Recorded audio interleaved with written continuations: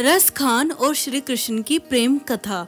रस खान का असली नाम सैयद इब्राहिम था, जो कि दिल्ली के एक रईस परिवार में रहते थे। उनके पास दरबार, दौलत, शोहरत सब कुछ था, लेकिन दिल को सुकून कहीं भी नहीं मिलता था। रोज रात को लगता क्या जीवन सिर्फ इतना ही है? कहाँ है वह प्रेम जो आत्मा को भर दे? एक दिन दिल्ली में एक संत भगवत कथा सुना रहे थे। रस खान भी वहीं जा बैठे। संत ऐसे भाव में बता रहे थे, कन्हैया माखन चुराता है, गोपियों की मटकी फोड़कर हंसाता है, यशोदा मैया से छुपता है और नंद बाबा के आंगन में धूल में खेलता है। संत ने कहा, ये बालक ही परमात्मा है, जो इस रूप को प्रेम करेगा उसका जीवन धन्य हो जाएगा। रस खान ये सुनते सुनते रो पड़े और उन्हें लगा, मैंने आज तक ऐसा प्रेम कभी नहीं सुना और ना देखा। रात को रस खान को सपना आया। एक छोटा बच्चा उनकी खाट पर चढ़ा, माखन से भरा हाथ उनके चेहरे पर लगाया और बोला, रस खान ब्रिज आओ, मैं इंतजार कर रहा हूँ।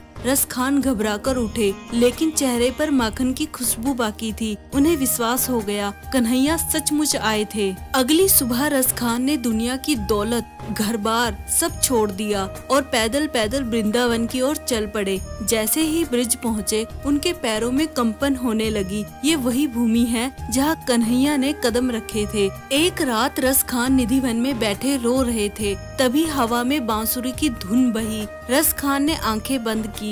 उनके सामने कन्हैया का बाल रूप, सिर में मोर पंख, हाथ में माखन और पैरों में घुंघरू, चेहरे पर शरारती मुस्कान। रस खान, अब तुम मेरे हो, अब तुम्हारा घर यही ब्रिज है। रस खान भाव विह्वल होकर गिर पड़े। उसी क्षण पद बोला, मानुस हो तो वही रस खान।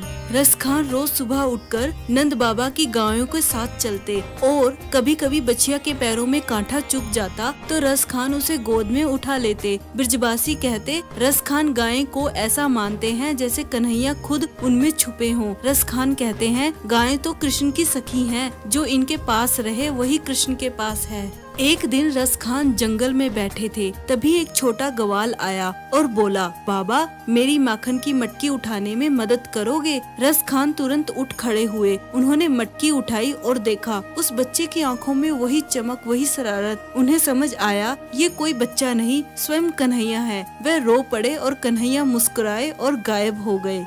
रस खान ने कहा, हे कन्हैया, अगला जन्म मनुष्य का मिले तो गोकुल में दो, और अगर पशु का मिले तो नंद बाबा की गायों में रखना, बस तुम्हारी महक मिलती रहे। और उनका देहांत भी वृंदावन में ही हुआ। और ब्रिज की मान्यता है कि कन्हैया स्वयं उन्हें लेने आए थे। प्रेम जाति धर्म नहीं देखता, भगवान का प्रेम भाव देखता है। जिसने कृष्ण को दिल से चाहा, कृष्ण ने भी उसे दिल से अपनाया। रस खान इसी प्रेम के सबसे सुंदर उदाहरण हैं।